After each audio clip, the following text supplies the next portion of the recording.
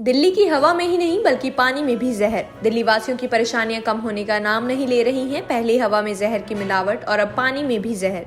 हम सब जानते हैं कि दिल्ली भारत की सबसे प्रदूषित शहरों में से एक है। खासकर दिवाली का त्योहार नजदीक आते ही दिल्ली की हवाओं में एक अलग सी मिलावट सी महसूस होती है। दम घुटना, सांस लेने में तकलीफ होना, बार बार खांसी आना, ये चीजें जैसे आम सी हो जाती हैं। लेकिन दिवाली बीतने के बाद भी दिल्ली को प्रदूषण से राहत मिलती नहीं दिख रही है। दिवाली के बाद से लगातार तीसरे दिन दिल्ली एनसीआर में प्रदूषण गंभीर कैटेगरी में बना रहा। दिल्ली का एयर क्वालिटी इंडेक्स रविवार को 428 दर्ज किया गया।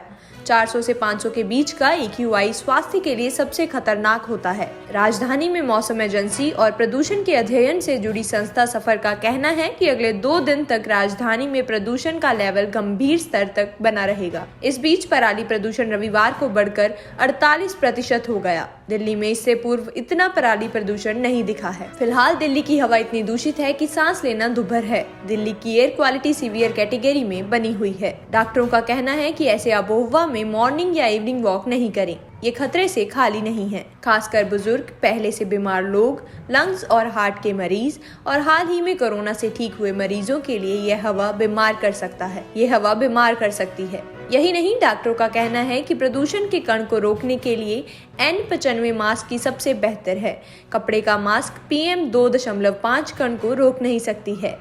N95 मास्क पहनकर हेवी एक्सरसाइज करना भी सही नहीं है। लेकिन दिल्ली की मुसीबतें यहीं तक सीमित नहीं हैं। हवा के साथ साथ अब दिल्ली के पानी में भी जहर की मिलावट हो चुकी है, जिसकी वजह से दिल्ली वासियों को पानी की किल्लत झेलनी पड़ सकती है। दिल्ली में वजीराबाद के निकट यमुना नदी में अमोनिया की मात्रा 3 ppm तक बढ़ने के कारण राष्ट्रीय राजधानी के कुछ इलाकों में रविवार को पानी की आपूर्ति बाधित रही। अमोनिया का स्तर बढ़ने की वजह से शहर के जल शोधन संयंत्रों में उत्पादन प्रभावित हुआ। इस पर दिल्ली जल बोर्ड के उपाध्यक्ष राघव चड्ढा ने एक बयान भी जारी किया। बयान जारी करते हुए उन्होंने कहा कि हरियाणा से भारी मात्रा में सीवेज और औद्योगिक कचरा छोड़े जाने के कारण दिल्ली के जल शोधन संयंत्रों में उत्पादन प्रभावित हुआ है। राघव चड्ढा ने कहा कि यमुना नदी में अमोनिया की स्तर बढ़ने के कारण पूर्वी, उत्तर पूर्वी, दक्षिणी दिल्ली और नई दिल्ली नगर निगम के कुछ इलाकों में पानी की आपूर्ति प्रभावित हो सकती है। उन्होंने दिल्ली वासियों से पानी का विवेकपूर्ण तरीके से इस्तेमाल करने का अनुरोध भी किया। जानकारी के लिए बता दें कि ये कोई पहली बार नहीं है जब यमुना इस तरह से जहरीली हो गई है। इससे पहले भी इसी साल फरवरी के महीने में